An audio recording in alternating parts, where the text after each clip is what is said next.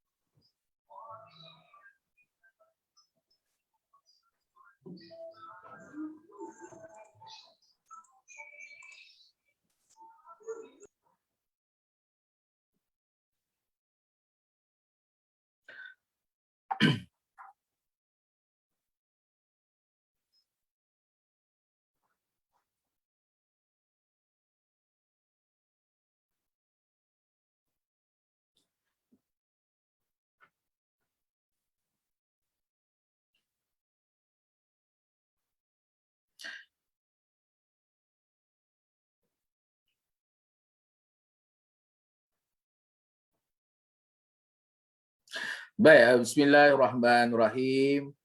Alhamdulillahirabbil alamin. Assalatu wassalamu ala asyrafil anbiya wal mursalin wa ala alihi washabihi ajmain. Rabbi shrah li sadri wa yassir li amri wa hlul 'uqdatam min lisani yafqahu qawli. Alhamdulillah, bersyukur kita kepada Allah SWT kerana berkesempatan kita pada malam ini mengambil sedikit masa yang kita ada untuk sedikit perkongsian ilmu. Assalamualaikum saya ucapkan kepada semua para hadirin yang menonton, ibu-ibu, bapa-bapa dan khususnya untuk anak-anak. Baiklah, ini merupakan sesi kita yang pertama di dalam FB Live Nur Eco Resort. InsyaAllah ini bukan kali pertama dan kali terakhir dan kita akan merancang perkongsian ini dari masa ke semasa, insyaAllah. Baiklah, malam ini saya izinkan saya untuk memperkenalkan diri saya dulu. Saya diberi nama Rohaizan bin Ismail. Rohaizan bin Ismail ataupun dikenali dengan panggilan Papa Bob di kalangan anak-anak program ataupun anak-anak remaja di seluruh Malaysia. Pengalaman saya sepanjang 20 tahun khusus untuk pembangunan remaja dan anak-anak insya-Allah akan digunakan dalam perkongsian kita dari masa ke semasa nanti insya-Allah. Baiklah, malam ini saya akan mulakan dengan topik yang paling simple, topik yang berlaku dengan kita sekarang hari ini, iaitu topik yang diberi nama lockdown. Lockdown, apakah peranan anak-anak kita? Simple, tapi sebenarnya insya-Allah dia akan memberi idea ataupun memberi manfaat kepada anak kita apa yang nak dibuat. Sekurang-kurangnya dia dapat membantu ibu ayah yang berada di rumah, membantu atau mengurangkan kegelisahan ataupun mengurangkan negatif-negatif yang berlaku kat rumah saat ini. InsyaAllah. Baiklah, izinkan saya tuan-tuan dan puan, ibu-ibu, bapa, anak-anak sekalian. Ini program ini khusus untuk anak-anak, untuk anak-anak khususnya, tetapi ibu bapa boleh bantu anak-anak menonton sama-sama dengan anak-anak supaya anak-anak difahamkan dengan betul apa saja yang ingin saya sampaikanlah sebentar lagi, insya-Allah. Izinkan saya bermula dengan satu situasi yang berlaku hari ini, iaitu tentang adik Fatimah kita. Adik Fatimah ini hari ini dia ke dapur, dia bermula di dapur lah. Dia bermula di dapur. Menyelongkar dapurnya untuk mencari sarapan pagi. Sarapan pagi yang telah disediakan ibu ayahnya. Jadi Fatimah ni tiba-tiba dipanggil oleh adiknya Hajar. Fatimah. Ni cikgu tanya ni. Cikgu nak tanya hang soalan ni. Pergi mana? Kan. Jadi bergegaslah Fatimah ni kembali ke ruang tamu berjumpa dengan mengambil semula gadgetnya ataupun handphonenya tadi yang berada di ruang tamu dan PDPR seperti biasa dengan guru. Si ibu mendengar jeritan si adik, lalu dia tanya pada Fatimah, Fatimah apa yang cikgu mahu? Tak adalah ibu, cikgu cuma tanya, faham tak apa yang diajar hari ni? Yang si adik ni pandai-pandai je kata cikgu nak tanya soalan kan. Kecil-kecil dah jadi scammer, dia scam kakak dia kat rumah kan. Okey, ini adalah satu daripada ribuan cerita atau ribuan peristiwa yang berlaku semasa lockdown di rumah. Dan antara satu daripada ribuan cerita yang berlaku di rumah. Jadi, bagaimana kita sebagai ibu ayah dapat membantu anak-anak kita menjalani lockdown ini sekali lagi, dan ini bukan kali pertama kita lockdown kan, seperti semua orang sedia maklum. Ini bukan kali pertama kita lockdown. Dah berkali-kali dah. Dah berpengalaman banyak kali dah. Ada dah macam-macam yang berlaku kat rumah. Ada yang sampai stres. Ada yang sampai tepu, tak tahu dah buat apa. Jadi kita dah mengalaminya sebelum ini. Bagaimana kita berjaya mengatasi lockdown 1.0, 2.0 dan sekarang lockdown 3.0. Kita harap 3.0 ni pun kita mampu menghadapi lockdown ini bersama-sama secara harmoni dan berjaya keluar daripada lockdown ini pun satu masa nanti dengan keadaan yang lebih harmoni, insya-Allah. Sebab nak beritahu pada anak-anak semua bahawa anak-anak adalah orang yang paling hebat. Anak-anak adalah orang yang paling hebat. Kecil, masih lagi belum matang, masih lagi peringkat remaja, tetapi telah diuji. Ujian yang sangat besar. Ujian lockdown ni salah satu ujian lah. Pandemik ni, COVID-19 ni merupakan ujian lah. Bagi kami orang dewasa pun kita dah merasa tekanan-tekanan yang ada. Apatah lagi anak-anak yang masih kecil, yang masih belum matang, yang masih lagi banyak persoalan-persoalan yang bermain di minda. Kenapa ini berlaku? Tetapi anak-anak adalah orang yang sangat hebat. Sangat hebat maksudnya bersama-sama menghadapi dah lockdown kali yang ketiga dah. Okey. Atas prinsip apa yang saya sebutkan anak-anak seorang yang hebat? Atas prinsip 5 perkara. Iaitu yang pertama, anak-anak ini adalah seorang yang hero ataupun heroin. Kenapa saya sebut anak-anak adalah seorang hero ataupun heroin? Ingat perkataan hebat ada 5. So saya sebut yang pertama adalah H. H maksudnya anak-anak adalah seorang hero dan anak-anak adalah seorang heroin kat rumah. Ingat tak, kalau kita tengok televisyen, nak tengok filem ataupun nak tengok rancangan TV, kita mesti akan fikir siapakah yang berlakon dalam filem tersebut ataupun dalam drama tersebut. Kalau drama tu orang yang kita minati, orang yang kita suka, orang yang memang jadi ikon, idola pada kita, mesti kita akan tengok. Maksudnya kalau tengok drama pun kita tengok siapa pelakonnya, betul tak? Maksudnya wataknya penting, orangnya penting. Anak-anak, kenapa saya katakan anak-anak seorang hero ataupun heroin di rumah ataupun di dalam keluarga anda? Kerana anda adalah watak penting dalam keluarga, isteri keluarga di rumah. Ibu ayah pandang anak-anak semua adalah orang yang sangat penting. Sebab anda lah maka ibu ayah bekerja keras selama ini untuk mencari rezeki di luar sana, mencari rezeki kat luar sana, kemudian bekerja keras pagi, petang, siang, malam untuk anak-anak, bukan untuk bibi. Bukan untuk bibi ataupun bukan untuk orang lain atau untuk jiran sebelah, bukan. Jadi anak-anak seorang yang hebat. Seorang yang berwatak hero atau heroin penting kat rumah. Disebabkan pentinglah anak juga kena tahu sebagai seorang hero dan sebagai seorang heroin apa yang anak-anak perlu buat. Okey? Yang kedua, asas kepada anak-anak ni hebat adalah anak-anak seorang yang energetik, bertenaga, seorang yang panggil apa ni, sentiasa adrenalin yang tinggi, seorang yang energi yang luar biasa. Tak boleh duduk saja kan, mesti ada benda yang kita nak buat, mesti kita tak boleh duduk diam. Selagi celik je mata, sampai tutup mata, ada je benda yang kita nak buat. Ada je benda yang kita fikirkan. Bila masa kita tak buat apa-apa senyap sunyi rumah tu, waktu kita tidur je. Sebab tu kita nak beritahu anak semua seorang yang hebat, sebab anak-anak juga seorang hero atau heroin, anak juga seorang yang energetik, orang yang bertenaga. Yang ketiga, asas penanda orang yang hebat adalah anak-anak semua adalah orang yang brilliant, hebat, tahu jalan penyelesaian, cari jalan penyelesaian. Kalau kat rumah tu yang anak lelaki ni kalau bertukang ataupun kalau tengah repair sesuatu, cari sampai berusaha sampai boleh repair balik barang-barang yang rosak tadi. Sebab tu anda seorang yang brilliant. Bila belajar tu cepat pick up. Belajar tu tak kisahlah belajar apa pun cepat. Ada benda-benda yang anak kuasai. Mungkin tak kuasai semua, tapi ada perkara-perkara yang anak-anak cepat belajar. Dan kami kadang-kadang orang tua pun tak sehebat anak-anak belajar kan.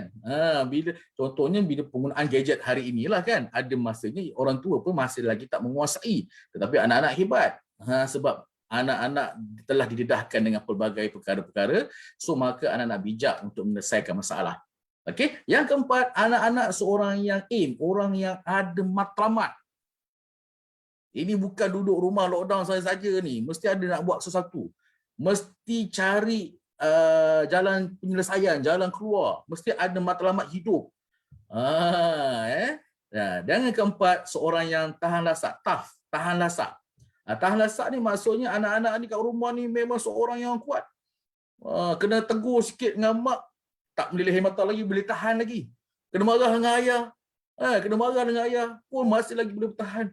Bergaduh dengan adik pun tak kisah. Yang adik pula bila abang cuit sikit pun tak merajuk, tak sedih, tak menangis. Maknanya tahan lasak. Ini asas kepada kenapa kita nak sebagai seorang ibu bapa, sebagai kami sebagai seorang ibu bapa, memandang anak-anak seorang yang hebat. Okey, oleh kerana kehebatan yang anak-anak ada ini, maka kita kena tahu peranan.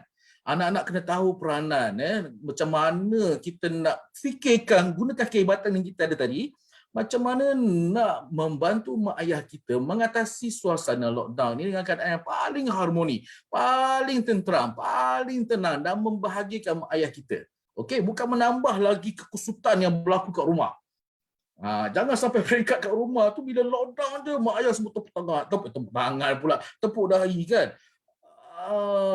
Adulah, bila tak ada buat apa-apa kan, tak gerti nak buat apa-apa dah ni kan. Sebab apa? Anak-anak tidak membantu. Jadi hari ini perkongsian Papa Bob untuk anak-anak ni faham satu persatu. Apa peranan yang anak-anak perlu buat kat rumah contohnya kan. Okey, baik. Kita pergi satu persatu. Antara yang pertama, anak-anak yang boleh bantu kita kat rumah adalah first kali anak-anak kena bertenang. Okey, anak-anak kena bertenang. Jangan kelang kabut bila kata lockdown. Halah. Stresnya duduk rumah. Apa nak buat ni? Anak-anak jangan stres. Okey. Sebab bila kita stres, kita tak akan jumpa jalan keluar kepada setiap permasalahan yang berlaku. Yang penting anak-anak kena tenang. Okey, kadang-kadang memang gigil badan ni menahan apa ni perasaan tu kan. Menahan perasaan. Sebab apa? Sebab tak boleh. Bila kita stres, kita tak boleh nak fikir apa-apa. So yang pertama, anak-anak kena bertenang. Tak tahu bertenang, Papa bagi tips macam mana nak bertenang. Okey, gunakan teknik pernafasan. Macam mana teknik pernafasan? Skala dia 4, 8, 12. 4 saat tarik nafas, 8 saat tahan nafas, 12 saat lepaskan perlahan-lahan. Contoh kita buat sama-sama. Boleh? Boleh kita buat sama-sama. Okey, ready semua? Okey, duduk tegak-tegak macam ni. Okey, kita tarik nafas 4 saat, tahan nafas 8 saat, kemudian kita lepaskan 12 saat. Ready? Sama-sama kita buat. 1, 2, 3. Tahan 8 saat.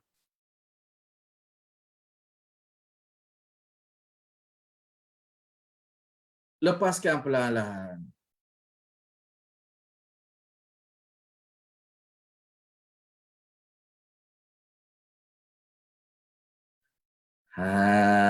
Tapi anak-anak jangan buatlah sekali kan. Ini bagi contoh je. Anak-anak boleh buat beberapa set. Mungkin tiga set. Buat 3 set. Kemudian relax sekejap. Buat lagi 3 set. Sampai anak-anak rasa macam dah rasa lega. Otak dah rasa clear. Dah rasa tenang. Barulah kita buat next step. Okey? So setelah bertenang, apa yang anak-anak boleh buat? Tenang ni macam mana pula? Tenang ni maksudnya kita belajar, kita bijak untuk uruskan emosi kita. Bukan saja emosi kita kena uruskan juga tingkah laku kita. Kan kalau kita perasan kan, kalau adik-adik kita kat rumah kan, kadang-kadang barang-barang mainan main capak-capak je kan. Kan? Ambil barang mana balik sana. Kemudian sepah ke rumah dan sebagainya. So kena uruskan juga tingkah laku kita. Maksudnya kalau dah main, kenalah simpan balik. Kalau dah bersepah, kenalah kemas semula. Kena uruskan itu dulu. Selain daripada emosi, tingkah laku, fikiran juga anak-anak kena bertenang. Maksudnya jangan terlalu fikirkan banyak perkara-perkara negatif. Okay? Jangan fikirkan banyak perkara-perkara negatif. Fikirkan banyak-banyak perkara yang positif. Contohnya, bila kita menerima situasi pandemik COVID-19. Okey, kalau kita cari salah, kita cari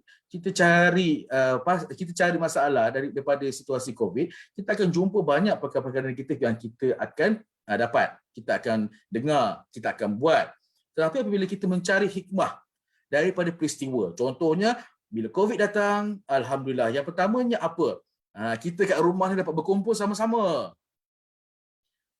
Kat rumah dapat kumpul sama-sama dengan mak ayah kita, duduk sama-sama kan. Malam pun tengok TV sama-sama. Yang paling penting dapat solat sama-sama. Kalau sebelum ni mak ayah kita yang agak busy bekerja, pagi-pagi dah keluar, malam baru balik. Tetapi bila situasi ni berlaku, nampak tak? Bila kita fikirkan baiknya, kita cari hikmah dia, alhamdulillah. Pertama sekali kita dapat solat sama-sama kat rumah. Bersama dengan ayah kita, bersama dengan mak kita. Lepas tu kita boleh salam-salam pula tu, boleh cium-cium pula tu lepas tu dengan mak ayah kita kan. Dapat pula hak tu hak sembang dari hati ke hati. Tengok TV sama-sama. Malam tadi tengok bola pukul 12 lebih pun tak apa. Tengok Malaysia lawan Thailand. Cik baik menang kan. Tengok bola malam tadi. Bersama-sama dengan mak ayah kita. Sama-sama happy-happy. Ya, ini hikmah yang kita boleh belajar. Hikmah yang kita boleh terima. Okey? Itu yang pertama, kita tenang. Kedua, anak-anak kena belajar untuk fokus apa yang nak dibuat. Okey, fokus apa yang nak dibuat. Apa yang nak kena buat? Soalan dia kan. Apa yang kita nak kena buat? Sesuailah dengan medium kita ni sebagai seorang anak. Kalau ayahnya tahu apa ayah nak buat. Ayah ni nak kena bekerja cari rezeki. Tak boleh keluar bekerja, kena work from home. Tapi dalam masa work from home pun macam mana nak, dia fikir juga ni macam mana nak tambah pendapatan keluarga. Itu ayah punya kerja. Mak pun sama juga. Macam mana nak menguruskan rumah tangga. Nak macam mana nak sediakan makan minum anak-anak sepanjang PKP ni. Kan? Mak pun ada emosi-emosi juga kan. So mak pun kena menguruskan. Itu mak punya prioriti. Tetapi sebagai seorang anak, apa kita yang nak fokus? Nak fokus apa lagi? Duduk kat rumah dah, tak buat apa-apa. So, anak-anak kena tahu andanya punya peranan. Antaranya sebagai seorang pelajar. Okay? Fokus apa yang nak buat. Fokus untuk belajar bersungguh-sungguh dalam keadaan PDPR. Hari ini hari yang ketiga PDPR. Kalau di negeri-negeri yang mula bekerja pada hari Isnin. Tapi kalau hari bermula pada hari Ahad, hari ini hari yang keempat lah pada anak-anak yang PDPR dekat rumah. Kan? Untuk kali inilah, yang sebelum ni dah biasa lah kan. So PDPR. So anak-anak kena tahu macam mana nak fokus pada pembelajaran. Macam mana nak belajar bersungguh-sungguh. Macam mana nak uruskan diri. Kan? Kalau ada seorang kawan ni, anak dia tak payah disuruh, tak payah mak ayah disuruh. Anak dia tahu nak belajar sendiri. Masuk je time belajar, ada dalam bilik, depan laptop dia, depan gadget dia, kemudian dia pakai headphone dia, and then dia fokus. Keluar pun masa bila? Masa nak minum air ataupun masa rehat, break, PDPR, ataupun masa dia nak buang air ataupun nak buat air contohnya. And then dia sambung balik PDPR dia ataupun buat urusan masa dia dengan betul. Okey, itu yang kedua. Yang pertama tadi kita kata anak kena tenang dari sudut emosi, tingkah laku dan juga fikiran. Yang kedua, anak-anak kena fokus apa yang nak dibuat. Okey. Yang ketiga, anak-anak kena wujudkan jadual rutin harian. Okey, tak boleh ikut suka hati kita dia nak tidur pukul berapa, nak bangun pukul berapa. Walaupun lockdown, kita kat rumah, kita ada PDPR. So, anak-anak kena ada rutin harian. Jadual harian. Maksudnya apa? Contohnya, hari ni anak-anak semalam kita tak semalam. Semalam tengok bola punya pasal. Habis bola pukul 3 pagi, kita pun tidur pukul 3 pagi. Malam ni tak ada apa-apa, tak ada reason nak tidur lambat. Kita pun tidurlah pukul 11 ataupun pukul 12 malam. Okey, esoknya mengantuk pula, tidurlah pukul 11 malam. Okey, so apa berlaku bila jadual tidur kita tak tetap? Jadual tidur kita berubah-ubah. Maka contohnya kita bangun pagi esok untuk PDPR seterusnya ataupun bila cikgu mengajar dalam online kelas, so kita akan cepat mengantuk, kita akan cepat letih. Kan? Kalau tak PDPR pun dekat sekolah pun situasi yang sama berlaku. Kita tidurnya tak betul, waktu tidurnya tidak tepat, maka dalam kelas kita akan cepat mengantuk, cepat letih. Sebagai salah satu cara bagaimana kita nak pastikan diri kita tak cepat mengantuk, cepat letih, tidur kena tetap.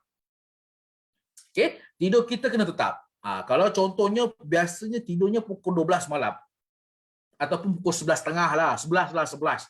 Lepas mak bacakan bedtime story tu, ada kan lagi dah tua-tua ni baca bedtime story kan. Okey, lepas mak baca bedtime story tu, lepas ambil wuduk ke, apa gosok gigi ke, kemudian kita tidurlah, katalah pukul 11 tidur. Anak-anak kena tidur setiap hari pukul 11 malam. Okey? Jadual kena fix, jadual kena tetap. Ini bukan jadual belajar. Kalau jadual belajar kita boleh ubah jadual belajar kita kan. Ini jadual tidur kita kena tetap. Contohnya kita 11 malam kita tidur, kemudian bangun pagi pukul 5 atau pukul 6 contohnya lah kan. Kat rumah kan pukul 6 lah. Contohnya kan baru bangun nak solat subuh ataupun 5.30 ke, ikutlah kan. Ikut hak keimanan lah. Kalau iman tinggi bangun awal sikit pukul 5. So, bangunnya pun tepat juga pukul 5 atau pukul 6. Jangan berubah. Kunci jam kan. Jangan biar tidur-tidur macam itu je. Kunci jam. So bangun balik pukul 5. So bila kita tahu jadual tidur kita 6 ataupun 7 jam sehari, okay, so kita buat rutin yang sama, maka kita waktu pagi kita tak akan merasa ngantuk atau berletih. Memanglah kita baru buat 2-3 hari macam tu, memanglah masih lagi mengantuk dan letih. Tapi kalau kita dah wujudkan kebiasaan kita selama 21 hari, selama sebulan, maka kita dah biasa. Sekelas pagi kita tidak akan mengalami apa-apa masalah. Okey, selain rutin kita bangun dan tidur, rutin harian kita pun kena adalah. Contohnya pagi kita dah ada PDPR. Petang nak buat apa? Ini kelebihan anak-anak yang berada ke asrama. Kalau ke asrama, anak-anak yang berada di sekolah asrama penuh ataupun sekolah biasa, biasanya waktu petang ni kita ada prep. Prep ni ada persediaan belajar ataupun nak siapkan homework dan sebagainya. Tetapi kalau pelajar-pelajar di sekolah biasa, yang sekolah harian dan sebagainya, balik-balik biasanya buat apa? Lepas je makan tengah hari, terlentang dah kan. Lepas je bangun pagi, dah terbongkang dah kan. Depan TV, kangkang baik punya kan. Buka TV tidur kan. Buka TV untuk tidur, bukan buka TV nak tengok kan. Tidur. Tidur pula sedar-sedar pukul 4.30 baru bangun kan. Okey. Boleh tidur, tak ada masalah. Cuma kita hadkan. Okey. Mungkin kita terlalu letih, tidurlah sekejap, setengah jam. Kunci jam bangun. Jadi waktu petang tu anak-anak boleh gunakan. Kalau boleh, waktu petang tu kita gunakan untuk siapkan semua tugasan-tugasan PDPR. Jangan bertangguh. Anak-anak yang hebat, dia tidak akan bertangguh. Tak apalah, besok boleh buat. Lusa boleh buat. Itu yang akan jadi masalah di kemudian hari. Okey, so kalau boleh tugasan hari tersebut diselesaikan hari itu juga. Inilah yang kami di asrama penuh diberitahu oleh guru-guru, kalau boleh siap kerja rumah awal. So kita nak share juga pada anak-anak yang menonton ni, ibu bapa yang menonton ni pun boleh buat yang sama pada anak-anak. So waktu petang, okey, siapkan prepare anak-anak, preparekan diri masing-masing untuk siapkan tugasan yang cikgu bagi pagi tadi. Setiap hari ada tugasan, selesaikan. Kalau tak sempat selesai petang tu, sambung waktu malam. Tetapi kalau boleh selesaikan waktu malam. Waktu petang, okey. Tapi waktu malam nak buat apa?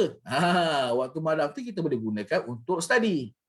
Ulang kaji balik pelajaran, apa yang belajar pagi tadi. Okey, ulang kaji balik ataupun fokus kepada tajuk baru pun boleh. Apa yang cikgu nak ajar besok, topik apa yang cikgu nak masuk besok. So malam tu boleh gunakan untuk ulang kaji apa yang nak dibelajar esok. Jadi anak-anak tak akan terpinga-pinga lah bila cikgu sebut sesuatu istilah tu pada hari esoknya sebab kita dah buat revision sikit pada hari ini. Okey. So anak-anak pastikan ada jadual. Okey, buat jadual rutin harian masing-masing. Apa nak kena buat petang tu kena spesifik, bukan kata petang tu belajar je, tak nak. Okey, malam tu belajar, tak mau. Kalau boleh kita ada dah belajar subjek apa. Direct tulis, ada jadual belajar kita letak kat sini atas meja atau lekat kat dinding dalam bilik kita, dekat pintu dinding kita, pintu bilik kita pun boleh. Kenapa nak letak kat pintu? Supaya mak ayah kita pun tahu, oh ni subjek yang anak kita nak belajar, anak kita nak ulang kaji. So mereka boleh bantu kita untuk ingatkan. Okey. Baik, seterusnya, selain berjadual tu apa lagi yang kita nak kena fikirkan? Anak-anak jangan terlalu risau ataupun stres dengan situasi yang berlaku. Okey, pandemik ni bukan sahaja Malaysia, seluruh dunia mengalaminya. Dan tekanan-tekanan ini pun boleh sebab tak boleh pergi sekolah, kan? Anak-anak tak bebas, anak-anak terkongkong di rumah. Kalau ada sekolah, kita boleh keluar sekolah. Ataupun kalau tak ada pandemik, kita boleh berjalan-jalan dengan kawan-kawan. Okay?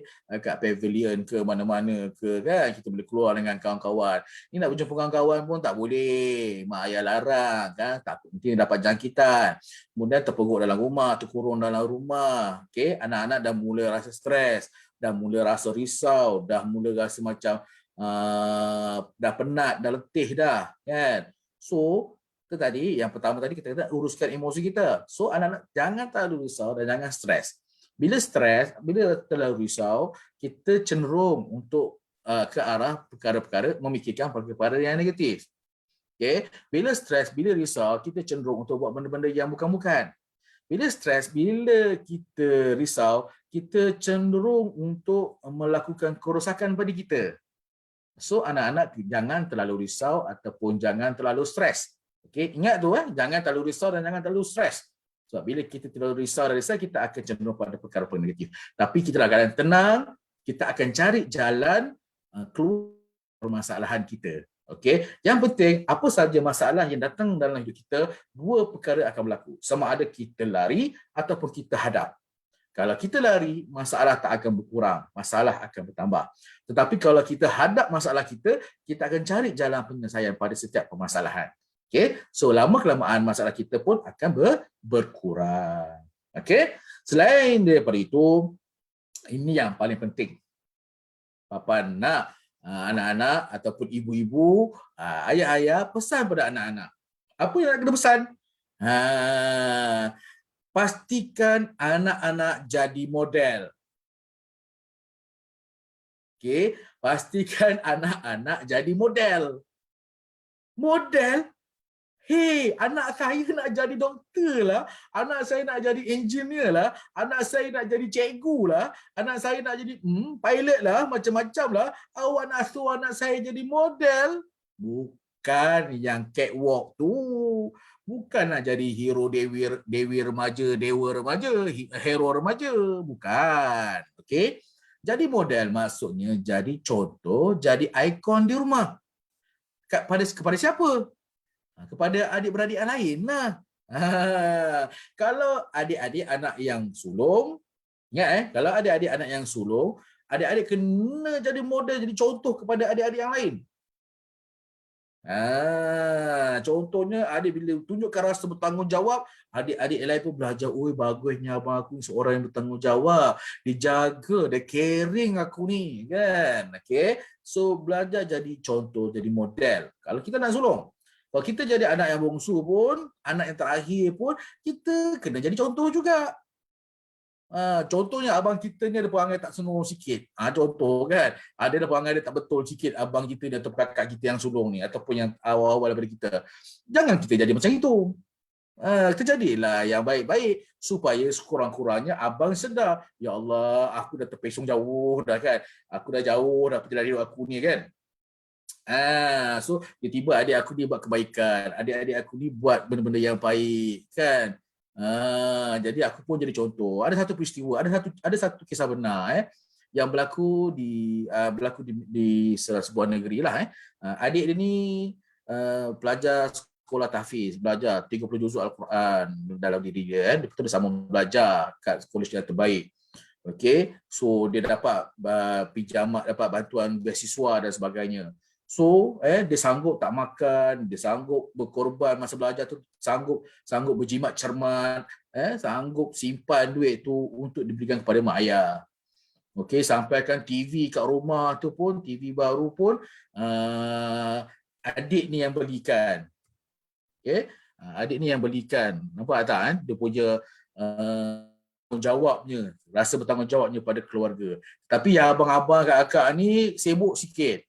Sibuk dengan dengan urusan dunia, kemudian sibuk dengan ketidakcukupan belanja, sibuk dengan diri sendiri, sampaikan untuk mak ayah pun tak dapat beri bantuan. Sampai pada masanya bila si adik ni sakit, dia kemalangan, dia ada peristiwa yang berlaku pada dia sakit dan sebagainya. Okey, sampaikan beliau meninggal. Okay, sepanjang tu barulah abang-abang kakak ada sedar kan bahawa adik aku ni telah banyak berkorban untuk keluarga. Adik aku sebenarnya bagi contoh. Nampak tak? Walaupun kita anak bongsu, tak mengapa kita bagi contoh kepada mak ayah kita ataupun adik-adik kita yang lain. Okey. Boleh Boleh? Boleh jadi model? Bukan model catwalk tu. Model contoh, ikon pada keluarga. Contoh yang paling mudah. Bapak-bapak sendiri pun anak bongsu. Anak bongsu dalam keluarga. Tetapi semangat nak masuk asrama penuh ni berkobar-kobar. Pasal apa? Pasal ada dua abang yang berada dekat asrama penuh. Setiap kali balik je cuti, dia selalu mencabar bapa. Dia mencabar saya. Kan, apalah duduk kat rumah je, tengok kita orang kat asrama, best duduk asrama. Sebenarnya itulah saya tak pernah simpan dendam pada abang saya. Saya tak pernah simpan perasaan yang negatif pada abang saya. Malah saya berusaha keras untuk cipta kejayaan sendiri. Sebab kita ada ikon yang kita ada kan. Contoh terdekat kita ada kan. Okey. Semua ya anak semua? Okey, baik. Seterusnya kita nak kena fahamkan ujian bukan saja pandemik ni, banyak ujian hidup yang berlaku dalam hidup kita. Pandemik ni salah satu ujian. Tapi kalau kita sedar ataupun tidak, daripada kita kecil sampai kita berada kat sana, banyak sangat ujian-ujian yang kita lalui. Ujian kat sekolah pun banyak. Peperiksaan pun salah satu ujian kan. Banyak ujian-ujian yang kita lalui. Tapi pandanglah setiap ujian yang berlaku dalam hidup kita ni sebagai perkara yang positif. Dari sudut yang positif. Pandang dari sudut yang positif. Okay? So, masalah yang ada ni sebab Tuhan sayang kita. Tuhan nak uji kita. Allah nak uji kita dan dia tidak akan bagi ujian ini kalau kita tak mampu nak atasi. Okey, setiap ujian yang Allah bagi ini sebab dia tahu kita mampu atasi dan dia nak Tuhan nak kita ni bergantung pada dia. Jadi adukanlah masalah kita ni pada Allah. Ceritakanlah masalah kita pada Allah. Waktu bila nak cerita masalah kita ni? Bila-bila masa pun boleh. Kalau waktu solat tu pun lebih menarik. Tapi waktu lain pun tetap boleh kita adukan kepada Allah. Sebab Allah ni maha mendengar. Okey? So pandang dari sudut yang positif. Baik. Seterusnya, anak-anak kat rumah kena buat apa? Apa peranan lagi? Jadi seorang yang kreatif. Kan kat rumah kita kadang bosan. Bosan lah. Tak tahu dah buat apa. Bosan lah menyampah lah. Tak suka lah kan. Be creative. Tak ada kerja, cari kerja yang baik-baik lah kan. Jangan buat kerja yang tak baik pula kan. Runtuhkan rumah, rosakkan perkakas elektrik kat rumah. Janganlah macam itu. Tapi jadi kreatif macam mana nak tambah ilmu. Contohnya lah kat rumah ni kan, selalu ni bila masak je mak lah, apa lagi kan. Bila masak je mak lah kan. Sampai mak kata aku tak larat apa salah, bagi korang cekik je kan. Mak pun kadang-kadang stres juga kan. Tetapi jadi kreatif. Jadi kreatif maksudnya apa? Sesekali sediakanlah breakfast untuk mak, untuk ayah. Tak tahu, belajar.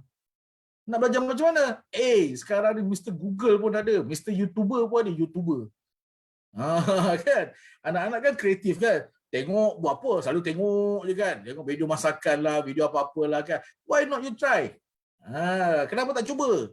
Kan? Tapi janganlah sampai membahayakan diri kan. Gunakan benda yang biasa, simple lah. Contoh sarapan, setakat nak ambil roti, buat buat sandwich, bukannya susah sangat kan. Benda yang mudah tetapi mengenyangkan, contoh. Okey, itu simple. Kemudian mungkin boleh bercocok tanam. Tiba-tiba tanam pokok kat rumah tu, benda-benda yang boleh belajar kan. Tanam pokok serai, tanam pokok cili depan rumah. Kan? Be creative. Ataupun bertukang. Tiba-tiba mak balik kita, ada rak baru kat rumah kan. Boleh letak majalah, boleh letak pasu bunga ke apa kan.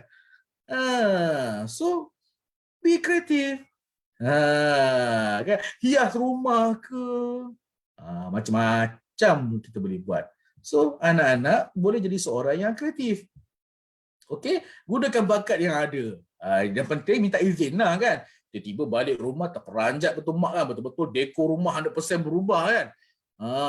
Tiba jadi Eric Leong pula kan. Tiba perabot pun berubah, semua berubah. Janganlah macam itu kan. Minta izin lah, beritahu mak, awak nak buat macam ni boleh tak? Okey, mak pergilah kerja ataupun mak buat kerja. Nanti orang dah siap, orang tunjuk kat mak. Nampak tak? So, kita jadi seorang yang kreatif. Okey, baiklah. Seterusnya, selain daripada yang lain-lain tadi tu, anak-anak mesti juga merancang. Apa nak kena buat? Okey, kat rumah ni, dah kena plan dah. Apa nak kena buat 5 tahun, 10 tahun, 15 tahun dalam hidup. Kan? Sampai bila nak duduk kat situ? Sampai bila nak mak ayah tanggung kita? Kan? Sampai peringkat bila kita dah dewasa, kita dah kena mula belajar untuk berdikari. Tapi kalau dah hujung-hujung usia tu baru nak plan, lambatlah kita. So daripada sekarang, waktu bila ni? Sekarang ni. Waktu bila nak plan ni pak? Sekarang. Kecil-kecil pun boleh. Bukan maksudnya kita dah dewasa baru nak fikir. Masa kita kanak-kanak pun boleh fikir. Sebab masa dulu, saya teringat, guru saya tanya pada saya, masa tu ada jam 4. Ingat saya ada jam 4 merah dekat Sekolah Kebangsaan Bukit Rambai. 4 merah. Cikgu tanya, Rohaizan, tak panggil Rohaizan lah, panggil Bob lah kan. Bob, kamu nak jadi apa dewasa besok? Saya bagi 3 cita-cita. 3 cita-cita. Nak kena sebut cita-cita tu kan?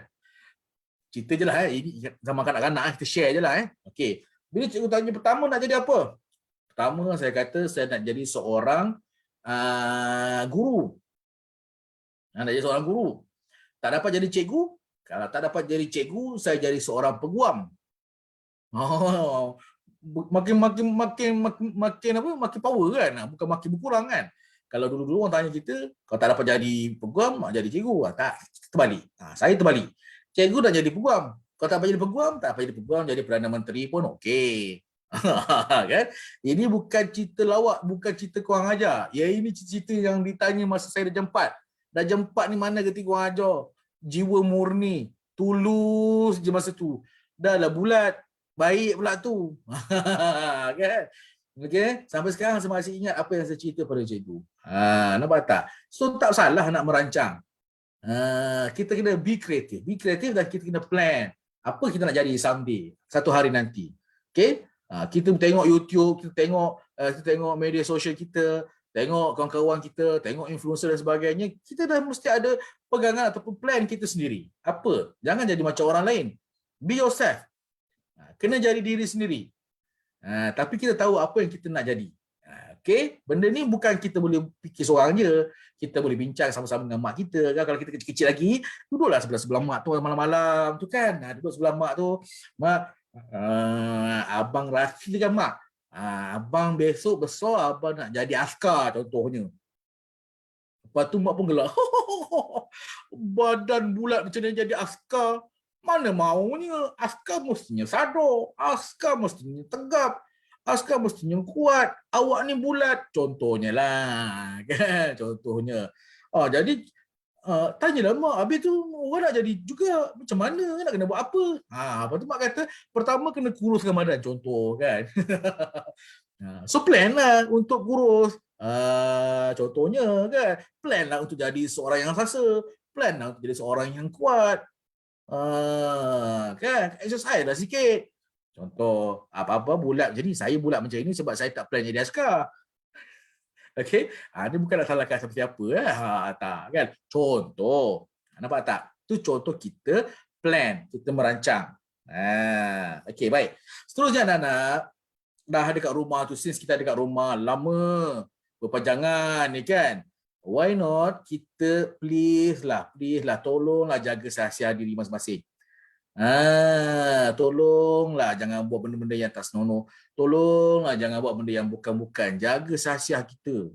Sebagai seorang anak, jaga maruah kita. Jaga maruah mak ayah kita.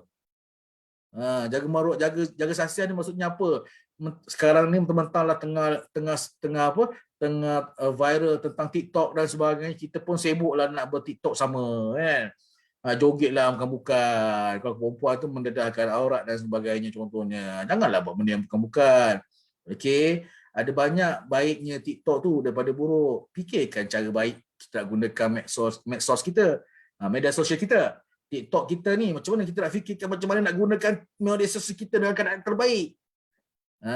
Kita juga boleh gunakan TikTok kita untuk berkongsi benda-benda yang positif. Kita juga boleh berkongsi ilmu di TikTok. Tak payah buat pelik-pelik, joget-joget, goyang-goyang. Goyang apa yang boleh digoyang tu. Kan dah memalukan diri sendiri dan menjatuhkan maruah diri sendiri. Kan nanti orang pula berkata kan, apalah tak gerti jaga maruah mak ayah ke. Nampak tak? So please, lockdown ni tolong jaga rahsia diri kita. Okay? Dan kalau boleh kat rumah tu lazimi lidah kita. Lazimi lidah kita ni maksudnya apa? Sebut yang baik-baik, ucap yang baik-baik. Bila mak dah masak penat-penat tu, ucapkanlah terima kasih. Terima kasih mak, masakkan untuk Along. Terima kasih mak, masakkan untuk adik. Terima kasih. Terima kasih ni kena sebut banyak kali kat rumah. Kalau boleh sebut 1000 kali pun sebut je lah. Terima kasih adik, tolong abang ni bawakan air. Terima kasih. Ni adik dia hantar je air, dia buat dek je. Ataupun minta tolong adik, dek ambil air. Macam tu juga kan. Adik ambil air. Gangster abang ni kan. Ambil air, adik bawa lah air kan. Terima kasih pun tak. Apa ni air sejuk. Dah komplain pula kan. Cakaplah terima kasih adik, sayang adik. Kan sedap tu. Terima kasih ibu masakkan untuk Along. Terima kasih ibu masakkan untuk Angah. Terima kasih bah cari rezeki hari ni untuk kita orang adik-beradik. Nampak tak? Lazimi lidah kita dengan ucapan-ucapan yang baik-baik. Terima kasih. Kalau ada buat salah, diam je. Kalau kita buat silap, kalau kita buat silap, mintalah maaf, maafkan orang hari ni kan. Tak silap pun tak apa. Tiba-tiba rasa macam tak ada apa-apa pun aku buat hari ni. Macam okey je semua. Tapi nak tidur malam tu kita ucaplah terima kasih. Kan? Terima kasih pula. Minta maaf dengan mak ayah kita. Mak, minta maaf hari ni kalau ada Along, Angah buat apa-apa yang mak terkuris hati, orang minta maaf ya mak. Orang minta maaf ya. Okey, dengan adik pun tak salah pun nak minta maaf, Dek. Abang minta maaf tau. Hari ni kalau abang ada buat kasar dengan adik hari ni kan, rampas mainan adik kan, sebab adik kecil hati dengan abang minta maaf tau. Okey, minta maaf kan. Okey. Terima kasih. Minta maaf. Maafkan. Minta tolong. Ini main rampas je. Adik tengah main sedap-sedap, kita terbang pula. Kapal terbang tu ni, kita zoom kita rampas. Adik pun melaung. Kan. Kalau nak, minta. Minta just nice. Minta nice. Minta elok-elok. Kan. Tolong boleh. Tolong abang boleh. Mak, minta tolong sikit boleh tak mak? Abang ni nak makan roti canai hari ni kan. Tapi kedai Pak Mak tu ada jual. Mak bagi Along RM2, Along nak pergi beli roti canai lah mak. Kan. Kalau mak nak, Along belikan sekali. Nampak tak? Lazimi diri kita dengan perkataan yang baik-baik. Okey, mudahkan urusan orang kat rumah, tenangkan orang kat rumah. Kan best tu kan? Tiba apa tu kat rumah pula kita pula rajin pula nak kemas rumah kita kan. Sebelum-sebelum ni lepas makan campak aje pinggan kat bibi kan. Bibi nak pinggan, zup, bibi sambut pinggan. Sebelum ni. Lepas ni, pinggan yang kita makan tu apa salahnya kita basuh kan? Basuh sendiri. Kan? Mak kita dah hidangkan, mak kita dah masakkan. Kita dah tak pandai masak. Tapi takkanlah sampai nak basuh pinggan pun kita tak mampu nak buat. Ini dia berkira pula kat rumah kan. Asyik-asyik orang je basuh. Asyik-asyik orang je basuh. Adik tu pergilah basuh. Tak payah berkira lah dengan adik-adik sendiri kan. Masing-masing tahu tanggungjawab masing-masing. Bersihkan sendiri. Basuh pinggan sendiri. Kan. Bantu kerja-kerja kat rumah tu. Kalau ayahnya kereta nampak berdebu tu, tolong basuh kan. Ayah tengah tidur kat rumah tu, penat letih bekerja dan sebagainya. Mungkin ayah pun bekerja work from home. Kan dia pun penat letih, tiba-tiba dia bangun tengok kereta, wah, kereta bersinar-sinar. Kan? Kereta bersinar-sinar tu, shining. Kita cuci kan. Tak ke ayah kita bangga dengan kita? Kan? Ataupun pinggan, mungkin pinggan penuh dekat sinki. Kan tak apalah, mak pun fikir tak apalah, besok bangun pagi basuhlah pinggan kan. Mak penat lagi ni, basuhlah pinggan laki dia kata kan. Tiba-tiba besok dia nak basuh pinggan, tengok kat rak semua dah clear.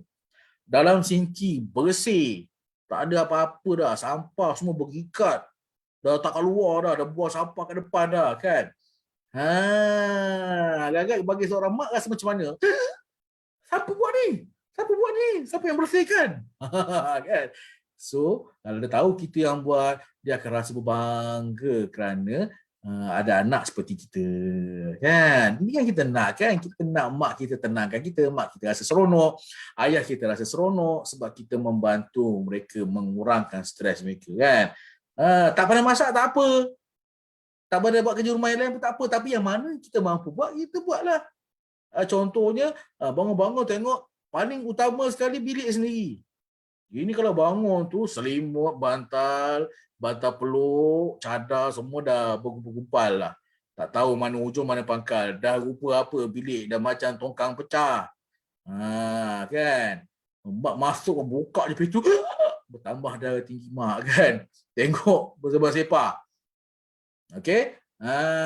So apa nak kena buat? Pastikan benda-benda macam ni kita dah settlekan.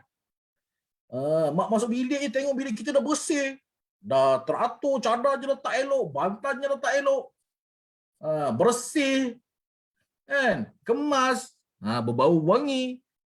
Baju-baju kotor semua dalam bakul ataupun dah dibawa ke tempat besin basuh dan sebagainya. Kan? Itu yang kita nak kena buat. Okey? Boleh InsyaAllah. Ringankan ibu bapa kita, bantu kerja-kerja kat rumah tu, itu yang penting. Okey, sesekala anak-anak juga boleh hargai mak ayah. Hargai mak ayah macam mana nak buat hargai mak ayah ni? Papa share sikit contohnya kalau ayah kita bekerja kat luar, balik-balik tu tiba-tiba kita sediakan air oren sejuk baik punya. Kan, ayah duduk je kita bersampai. Ting.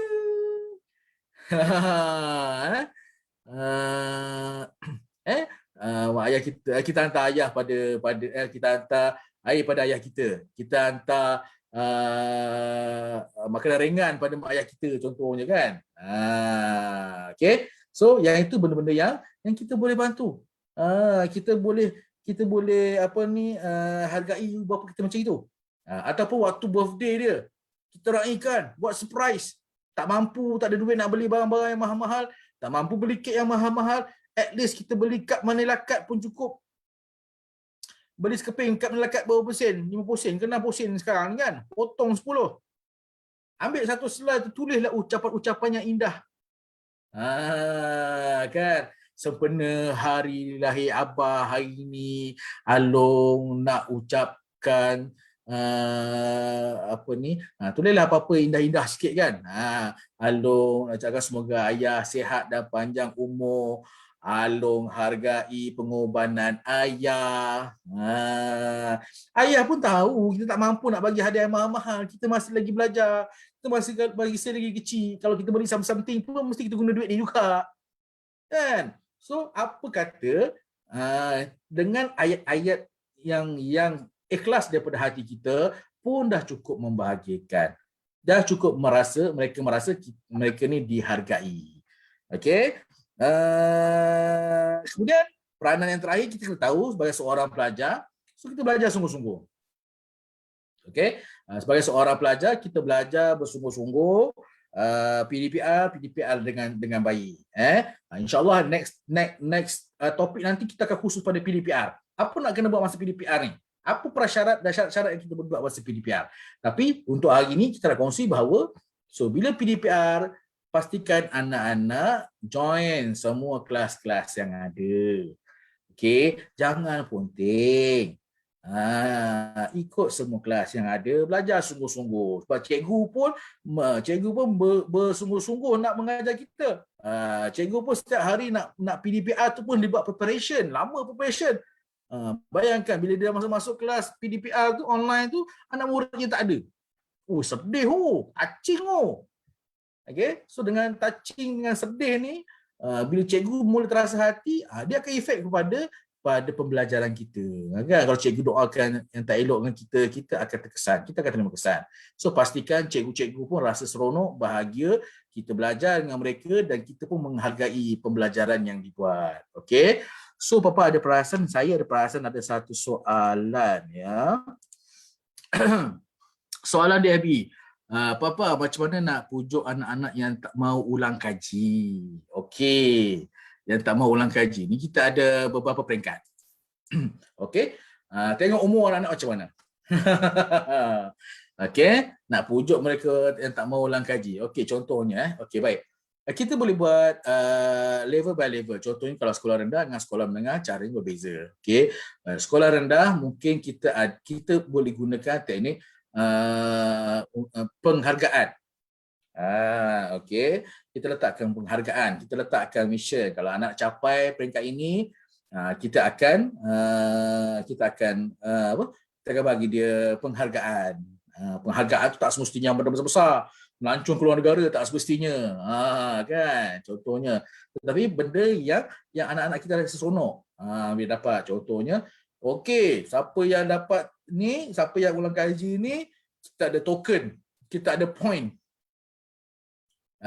Contoh dari 5 adik-beradik. 5 adik-beradik ni dia ada ranking lah. Dia ada point-point dia.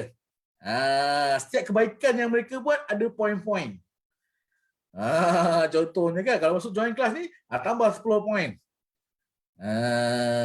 Okey. So jadi kita tak akan beri penghargaan pada setiap kali dia ulang kaji, tapi kita bagi dia point-point. Mungkin point-point ni berguna pada hujung tahun. So hujung tahun kita kumpulkan semua mata-mata ni, siapa point yang paling tinggi, mungkin apa yang dia nak, insya-Allah kita cuba bantu sediakan, ataupun kita cuba bagi dia rewards. Rewards tak semestinya barang. Rewards tu mungkin kita bagi dia benda-benda yang dia seronok. Contohnya kita buat majlis, dilibatkan kawan-kawan dia. Tapi sekarang ni tak boleh nak buat melibatkan kawan-kawan dia. Mungkin kita boleh buat majlis apresiasi, contohnya CJ penghargaan kan. Benda-benda yang kita tak sukar untuk sediakan. Okey, itu yang anak-anak yang kecil. So yang besar-besar ni pun kita kena, kalau anak-anak yang besar-besar ni kita kena terangkan. Kita kena duduk dengan dia, talk one by one dengan dia. Okey, so anak-anak kita ni kita kena sampai peringkat kita boleh berbincang apa topik dengan mereka. Kalau masa kecil dulu apa saja topik dia akan cerita pada kita, tetapi kenapa bila kat sekolah menengah semua perkara dia tak nak share dengan kita dah. Ada kadang-kadang melibatkan kesilapan yang kita buat. Contohnya mungkin masa mereka kecil dulu, bila mereka cerita pada kita, adukan apa-apa saja isu pada kita, kita tak layan. Kita tak mendengar. Kita tidak duduk menghayati. Maka lama-kelamaan bila mereka masuk ke sekolah menengah, tak payah ceritalah. Cerita pun bukan mak ayah bantu pun, cerita pun bukan mak ayah caring pun. Nampak tak? So anak-anak ni dah mula tak nak bercerita dengan kita. So kalau kau mendengar, kalau sampai anak-anak dah mula tak nak bercerita dengan kita, dah tak nak share dengan kita, check balik kesilapan kita kat mana. Check balik kesilapan kita kat mana. Kemudian kongsi masih ada peluang untuk kita one by one dengan dia, talk heart to heart dengan dia, duduk dengan dia. Kalau mungkin ayahnya tak, siapa yang dia rapat lah, yang pandai rapat lah. Kalau mak dia rapat, mak lah yang kena pergi. Kalau dia rapat dengan ayah, ayah lah yang kena pergi. Sembang, slow talk. Okey, baik. Sekarang ni, ayah surrender, bukan ayah surrender lah. Ayah freekan time hari ni untuk Along, untuk Angah. Angah nak cerita apa dengan Abah, Abah boleh dengar. Along nak cerita apa dengan ayah, ayah boleh dengar. Okey, sebab sekarang ni kalau dulu adik masih kecil, adik masih kecil, jadi ayah rasa banyak benda-benda kecil-kecil tu yang adik boleh ususkan sendiri. Tapi bila dah dewasa, banyak isu-isu yang melibatkan dewasa, remaja. So kadang-kadang adik tak mampu nak uruskan. Jadi ayah ada pengalaman. So mungkin pengalaman ayah ni boleh bantu adik untuk jadi seorang yang lebih baik lepas ni. Okey. So ayah kena sediakan masa. Mak atau ayah kena sediakan ruang masa untuk bersembang. Masa bersembang tu jangan ada orang lain lah. Tiba adik datang kacau, ada jiran datang bibik di depan. Janganlah. Kita seorang-seorang. Ataupun kalau tak ada lockdown besok, ajak dia keluar. Makan aiskrim sama-sama. Jom dik. Jom Along. Ikut Abah pakai aiskrim. Macam saya ni hantu aiskrim. Jadi kan kalau orang perlu aiskrim laju je lah kan. So bawa jom kita pergi makan aiskrim. Sembang-sembang. So masuk makan aiskrim tu kita sembang. Okey lah Along sekarang umur dah 16 tahun. Okey. Abah pun dah tak ada marah-marah macam dulu. Abah pun dah tak ada rota-rota macam dulu. So sekarang ni Abah anggap Along dah matang. Abah anggap Along dah pandai menyelesaikan masalah-masalah yang ada. Cuma Abah nak tahu apa plan, apa perancangan Along lepas ni. Kalau katalah mak dengan Abah tak ada ataupun Along dah dewasa, apa plan Along? So kita nak dia berkongsi dengan kita. Okay? So bila dia dah mula berkomunikasi dengan kita balik, dia dah mula menceritakan apa-apa saja isu pada kita, jangan sesekali kita pertikaikan, jangan sesekali kita menafikan apa saja yang dia share. Okay, mungkin ada benarnya, mungkin kesalahan itu terletak pada diri kita. So kalau kesalahan itu terletak pada diri kita, terima dengan hati yang terbuka, belajar untuk kita pun sebenarnya tak ada pengalaman jadi seorang ayah kan. Jadi bila kita ada anak-anak, inilah ujian yang kita ada kan. So ujian itu datang sekali dalam hidup kita. So tak apa, tak salah kita mengaku kesilapan kita sebelum ni. Okay, so yang penting apa yang kita nak uruskan mereka pada masa akan datang. Yang penting anak kita ni dia ada orang yang dia nak bercerita. Jangan sampai anak-anak kita ni bercerita pada orang lain. Means maksudnya pada kawan-kawan dia. Once bila dia percaya kawan-kawan dia lebih kepada mak ayah, itu saatnya kita akan merasai kehilangan. Okay, saat saya ulang balik saat anak-anak kita mula bercerita dan mencurahkan perasaan ke apa pada kawan-kawan, tidak pada kita, saat itulah mulanya kita akan merasa kehilangan. Which is benda yang kita tak pernah terfikir pun dan benda kita tak nak berlaku pun sebab ini anak kita ni. Kita sayang dia, cuma kadang-kadang kita tak tunjukkan sayang tu macam mana. Kadang-kadang kita tunjukkan sayang tu macam mana kan. Kita tak ada masa kita nak sembangan dia sebab kita busy, kita sibuk dengan tugasan kita. Tetapi ini anak kita yang kita sayang. Kita tak sayang, kecil-kecil lagi kita dah pindah, kita dah hantar tempat lain kan. Ini kita jaga, maksudnya kita sayang. So bila sampai masa anak-anak dah mula mencari orang lain untuk bercerita, untuk meluahkan perasaan dan tak bercerita pada kita, itulah titik mula kita mula rasa kehilangan. Kita akan mula kehilangan dia. Okay. So pada ibu bapa yang kat luar sana yang mula rasa macam tu, yang mula dah terima rasa kehilangan itu, dah mula rasa kehilangan anaknya, jangan rasa anda terlambat. Okay. Jangan sampai anda rasa terlambat.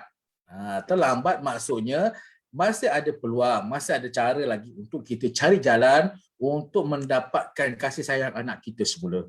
Okay. Pertama, kalau kita tak mampu nak mendapatkan kembali secara direct, mungkin ibu bapa boleh minta pada orang yang ibu ayah percaya.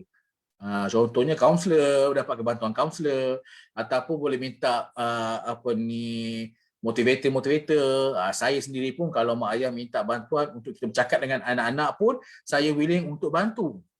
Okey, saya willing untuk bantu, dan banyak sesi saya buat secara coaching one to one dengan anak-anak pun, sebab anak-anak dah mula tunjuk apa ni, taring yang sebenar lah, maksudnya dah mula engkar, dah mula tak nak belajar kan. Jadi kita dah terlambat, dah terlepas pandang. So ada ibu bapa menggunakan khidmat saya ataupun khidmat orang lain untuk bercakap kepada anak-anak. Kita nak kena set balik minda dah. Kita nak kena setting balik minda mereka supaya kembali on track. So itu di antara cara yang kita boleh buat untuk pujuk anak-anak kita. Okey, ada soalan lain tak? Oh, kat komen dekat FB kita kat FB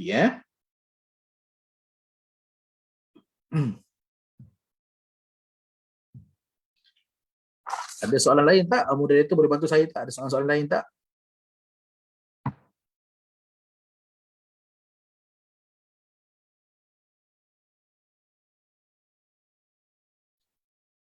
Oh, tak nak keluar dekat sini. Oh, ada lagi. Dah habis soalan, dah penutup. Dah sampai penutup dah ya.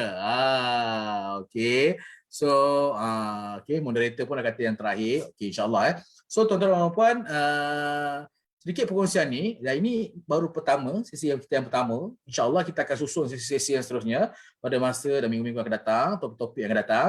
Dan untuk sesi saya yang seterusnya nanti, saya bercadang untuk bawa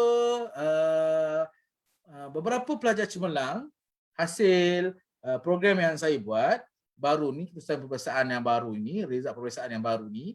Okey, kita ada apa ni, beberapa pelajar yang hantar result pada saya, dapat pesan baru ni, ada yang dapat straight A's dan sebagainya. InsyaAllah next perkongsian kita yang kedua nanti, saya akan bawa pelajar-pelajar ini bersama dengan sisi saya.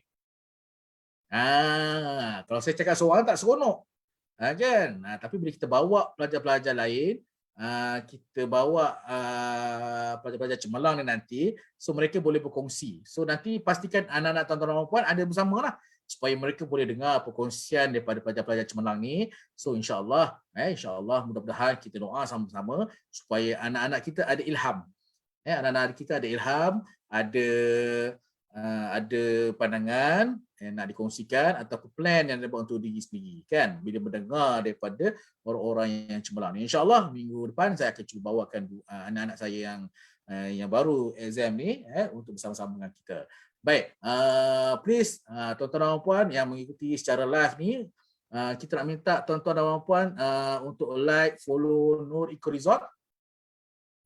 Okey, Nur Eco Resort ni kita ada camp pusat latihan kita sendiri, kita ada tempat penginapan, kita ada aktiviti lasak, kasar, motivasi, tempat motivasi dan sebagainya.